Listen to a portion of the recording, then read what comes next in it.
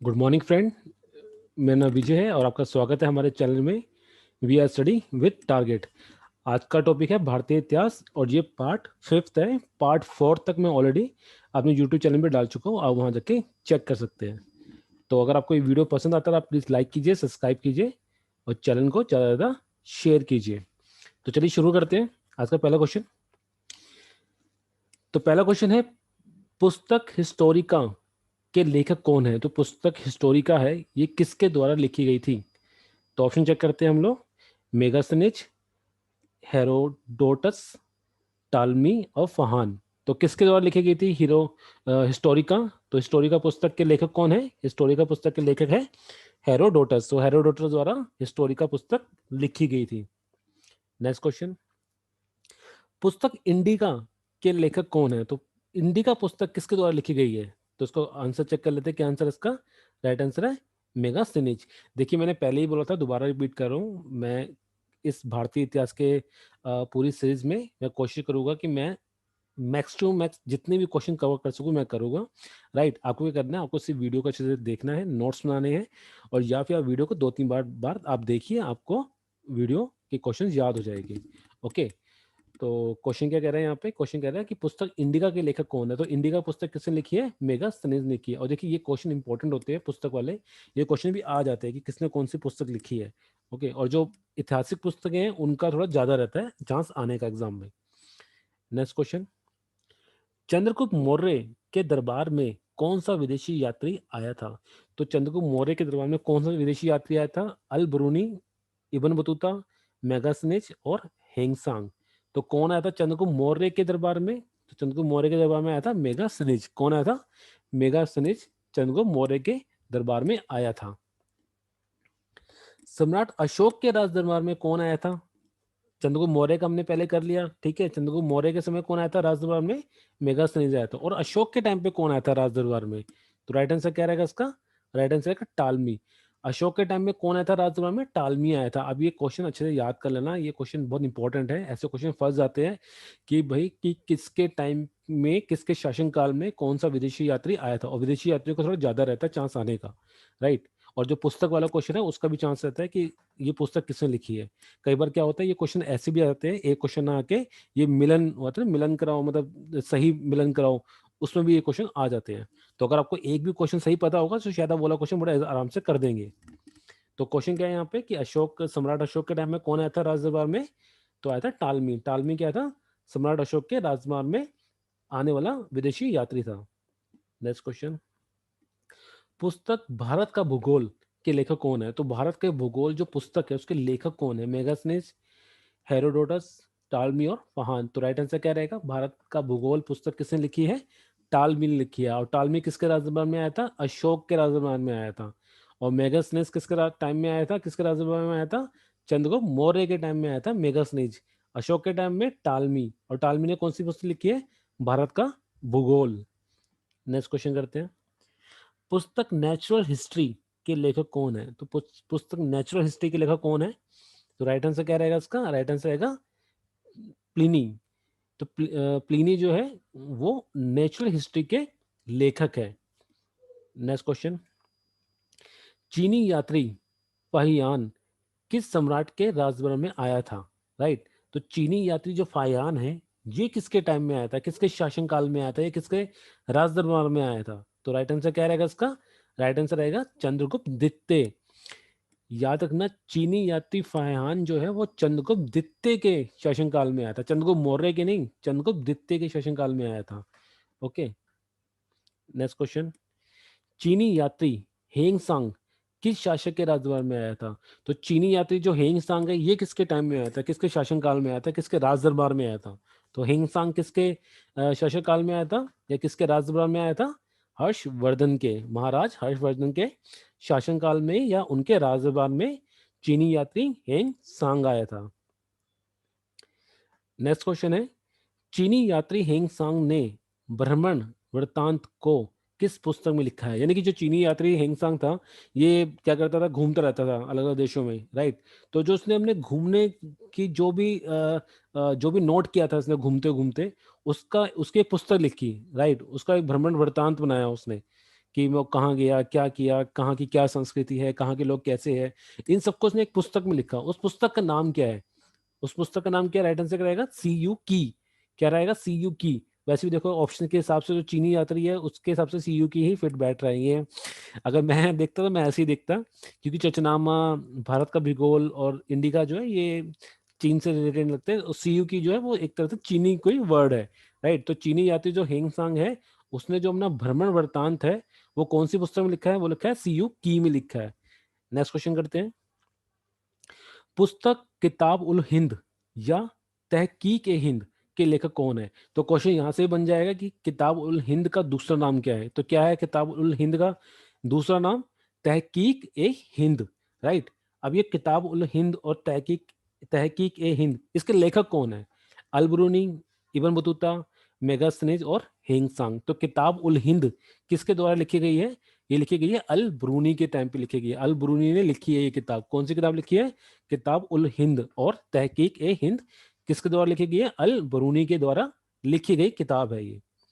Next question है, अरबी भाषा में लिखा गया यात्रा वृतांत, अरबी भाषा में लिखा गया यात्रा वृतांत रेहला के लेखक कौन है? तो एक क्वेश्चन यहां से बनेगा, जो रेहला है ये कौन सी भाषा में लिखा गया है? ये अरबी भाषा में लिखा गया है। ये है क्या चीज? ये यात्रा वृतांत है, राइट। तो ये लिखा किसने? इसका लेखक कौन है?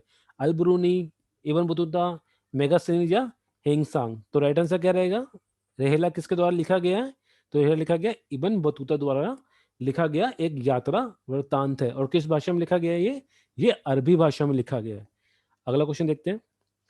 सुल्तान मोहम्मद बिन तुगलक ने किसे दिल्ली का काजी नियुक्त किया था? तो इनमें से कौन है जिसको सुल्तान मोहम्मद बिन तुगलक ने दिल्ली का काजी नियुक्त किया था? तो ऑप्शन चेक करते हैं।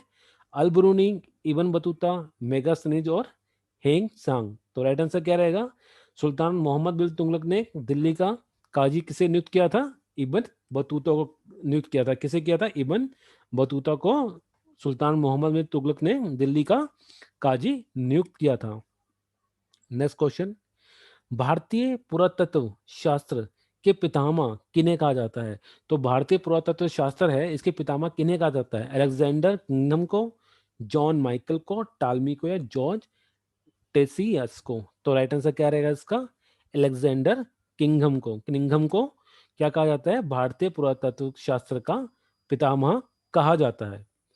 नेक्स्ट क्वेश्चन है, सर्वप्रथम भारतवर्ष शब्द का जिक्र किस अभिलेख में हुआ है? हम जो ये वर्ड यूज करते हैं भारतवर्ष, ये सबसे पहली बार किस अभिलेख में लिखा गया था? ये वर्ड जो है, ये शब्द जो है भारतवर्ष, ये सबसे पहले किस अभिलेख में लिखा गया था? हाथी गुफा अभिलेख, चंद्र अभिलेख, सिंह अभिलेख या गरुड़ स्तंभ अभिलेख। राइट आंसर क्या रहेगा कि भारतवर्ष जो शब्द है इसका जो जिक्र है वो किस अभिलेख में हुआ है? वो हुआ हाथी गुफा अभिलेख में। किसमें? हाथी गुफा अभिलेख में। सर्वप्रथम भारतवर्ष का जिक्र, भारतवर्ष शब्द का जिक्र किस अभिलेख में हुआ है? हाथी गुफा अभिलेख में हुआ है। नेक्स्ट क्वेश्चन, प्राचीन सामाजिक कुप्रथा सती प्रथा का पहला लिखित साक्ष्य किस अभिलेख से मिलता है? मतलब सती प्रथा पहले प्रचलित थी, राइट, ये तो हम सबको पता है, मगर जो उसका लिखित जो इसका साक्ष्य है पहला, कि पहला पहली जो सती प्रथा हुई थी वो कब हुई थी, उसका लिखित साक्ष्य किस अभिलेख में लिखा गया है? हाथी गुफा, चंद्र अभिलेख, एरन अभिलेख या गरुड़ स्तंभ अभिलेख। राइट आंसर क्या रहेगा इसका? राइट आंसर रहेगा एरन अभिलेख। एरन अभिलेख जो है इसके अंदर जो सामाजिक कुप्रथा है सती प्रथा, इसका लिखित साक्ष्य मिलता है। नेक्स्ट क्वेश्चन करते हैं, किस शासक ने अपना वीणा बजाते हुए चित्र सिक्कों पे अंकित किया था? मतलब कौन सा शासक था जिसने अपना खुद का चित्र वीणा वीणा बजाते हुए अपना खुद का चित्र सिक्कों पे अंकित किया था? सिक्के चलाए थे अपने खुद के चित्र के, ठीक है, जिसमें वो खुद वीणा बजाता हुआ दिखाई गया था। तो क्या ऑप्शन क्या है इसके? चंद्रगुप्त मौर्य, सम्राट अशोक, समुद्रगुप्त या कनिष्क।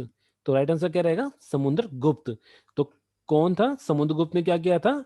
अपने खुद का चित्र बनाया था सिक्के के ऊपर वीणा बजाते हुए, क्योंकि ये संगीत का प्रेमी था, संगीत प्रेमी था ये। नेक्स्ट क्वेश्चन करते हैं, प्रयाग स्तंभ अभिलेख किस शासक से संबंधित है? तो ये जो प्रयाग स्तंभ है ये एक अभिलेख है, राइट, ये किस शासक से संबंधित है? चंद्रगुप्त, अशोक, समुद्रगुप्त या कनिष्क। तो राइट आंसर क्या रहेगा? प्रयाग स्तंभ अभिलेख किस शासक से संबंधित रखता है? समुद्रगुप्त से संबंध रखता है। नेक्स्ट क्वेश्चन करते हैं। ऐहोल अभिलेख किस शासक से संबंधित है? तो किस शासक से संबंधित है ऐहोल अभिलेख? तो राइट आंसर क्या रहना चाहिए इसका? राइट आंसर रहेगा इसका पुलकेशिन द्वितीय। जो ऐहोल अभिलेख है ये पुलकेशिन द्वितीय से संबंधित रखता है। एक बात बताता हूँ आपको कि जो राजा हर्षवर्धन थे इनका युद्ध हुआ था पुलकेशिन से, पुलकेशिन द्वितीय से, राइट। इसका जो जिक्र है ना वो हर्षवर्धन की जो पुस्तक है हर्षवर्धन उसमें नहीं मिलता।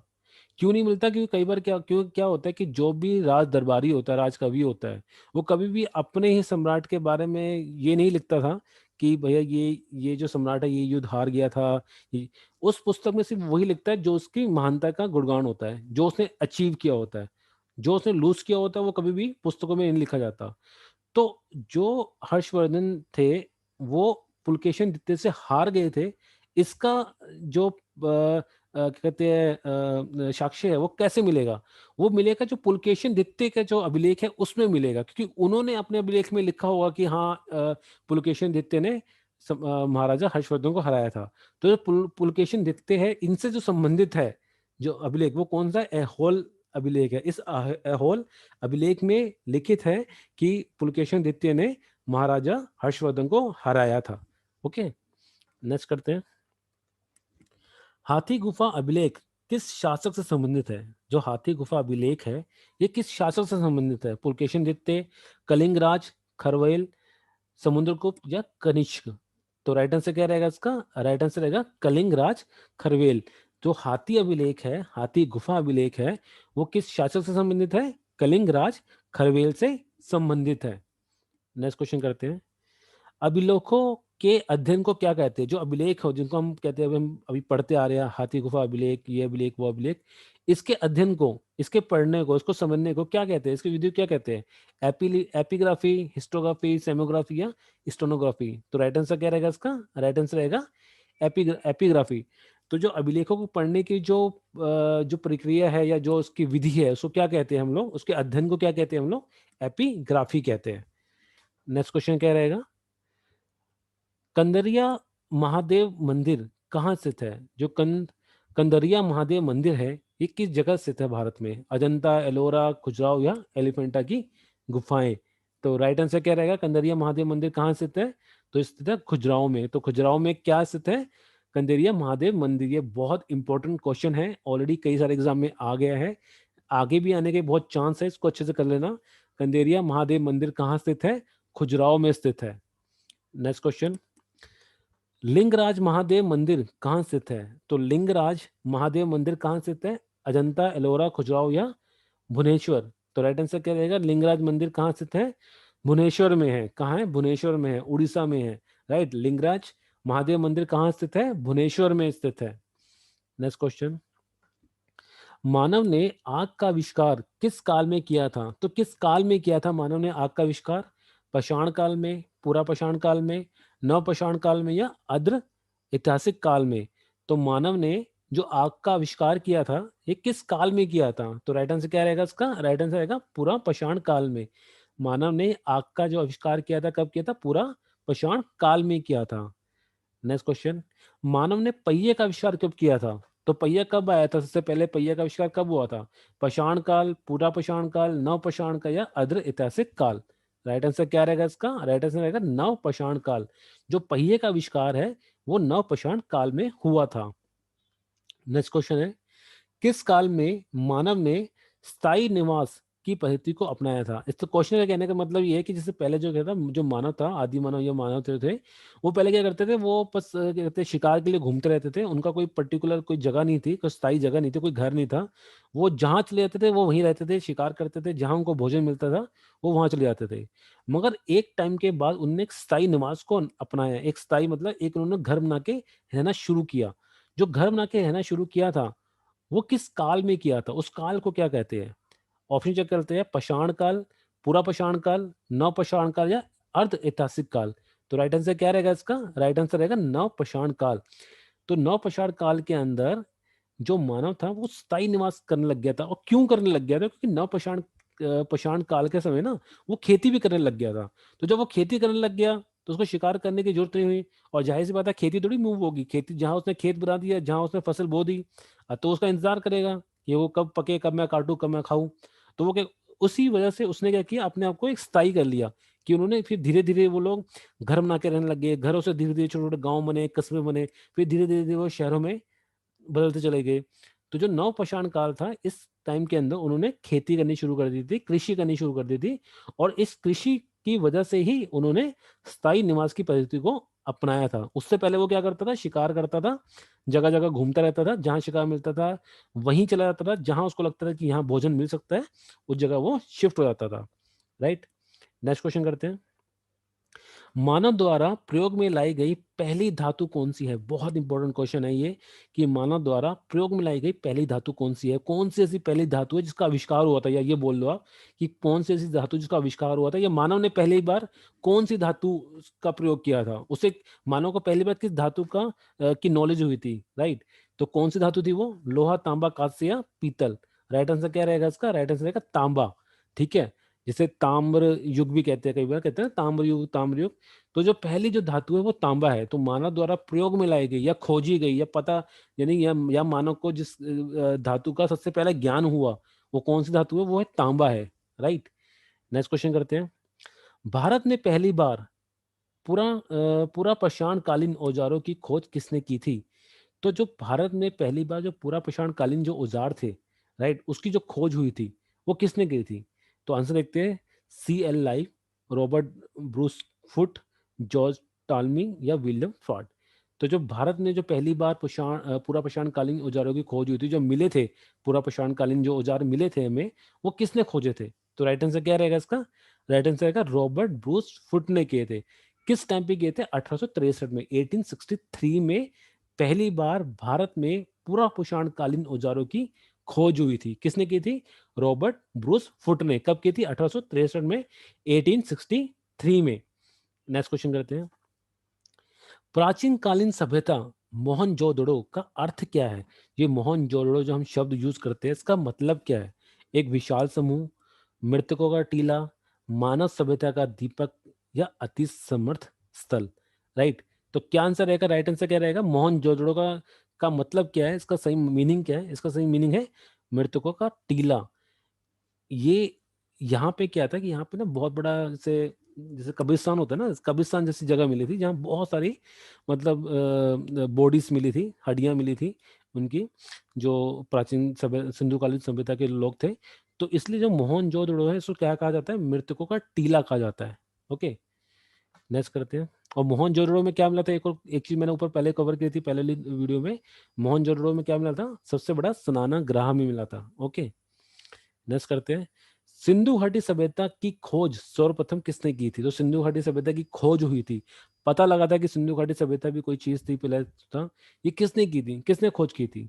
तो ऑप्शन वही है, C.L. Lyall, Robert Bruce Foote, Rai Bahadur Dayaram Sahni और सर जॉन मार्शल। तो सबसे पहले सिंधु घाटी सभ्यता की खोज किसने की थी? तो राइट आंसर है राय बहादुर दयाराम साहनी ने की थी। किसने की थी? राय बहादुर दयाराम साहनी ने की थी सिंधु घाटी सभ्यता की खोज। कब की थी? 1921 में की थी, 1921 में की थी। राय बहादुर दयाराम साहनी ने सिंधु घाटी सभ्यता की खोज। ओके, नेक्स्ट क्वेश्चन करते हैं। आई होप आपको ये वीडियो पसंद आ रहा होगा और क्वेश्चन समझ आ रहे होंगे। अगर आपको लगता है कि ये क्वेश्चन नहीं समझ आ रहे हैं तो प्लीज़ मैं आपको दोबारा रिक्वेस्ट करूंगा, एक बार दोबारा पीछे जाइए, वीडियो देखिए, और अगर आप बीच में से किसी एक पार्ट को उठा के पढ़ रहे हैं, आई रिक्वेस्ट यू पार्ट 1 पे जाइए और स्टार्टिंग से शुरू कीजिए, ताकि आपको स्टार्टिंग से सारी चीज़ें समझ आए, कोई भी क्वेश्चन मिस ना हो आपका। ओके, क्वेश्चन करते हैं। सिंधु घाटी सभ्यता का सबसे बड़ा स्थल कौन सा है? तो सिंधु घाटी सभ्यता का जो सबसे बड़ा स्थल है, राइट, सबसे बड़ी जगह जो है वो कौन सी है? मोहनजोदड़ो, हड़प्पा, धोलावीरा या राखी गढ़ी? राइट आंसर क्या रहेगा इसका? राइट आंसर रहेगा इसका मोहनजोदड़ो। सिंधु घाटी सभ्यता का जो सबसे बड़ा स्थल है वो मोहनजोदड़ो है। और प्रेजेंट में मोहनजोदड़ो कहाँ है? तो प्रेजेंट में मोहनजोदड़ो जो है वो पाकिस्तान में है, इंडिया में नहीं है। ठीक है, पाकिस्तान में है मोहनजोदड़ो। Next question. इस वीडियो में इतना ही। ओके, अगर आपको ये वीडियो पसंद आया होगा प्लीज लाइक कीजिए, सब्सक्राइब कीजिए, चैनल को ज़्यादा शेयर कीजिए। राइट, और अगर आपको लगता है कि इस वीडियो में कुछ प्रॉब्लम है या कुछ क्वेश्चंस कवर नहीं करे या मेरा पढ़ाया समझ नहीं आया या कुछ भी व्हाटएवर आपको लगे कि यहाँ पे कुछ इम्प्रूवमेंट के चांस है, प्लीज़ आप मुझे कमेंट बॉक्स में बता सकते हैं। That is all for you. अगर आपको वीडियो पसंद आता है लाइक कीजिए, सब्सक्राइब कीजिए, चैनल को ज़्यादा शेयर कीजिए and thank you so much for your time.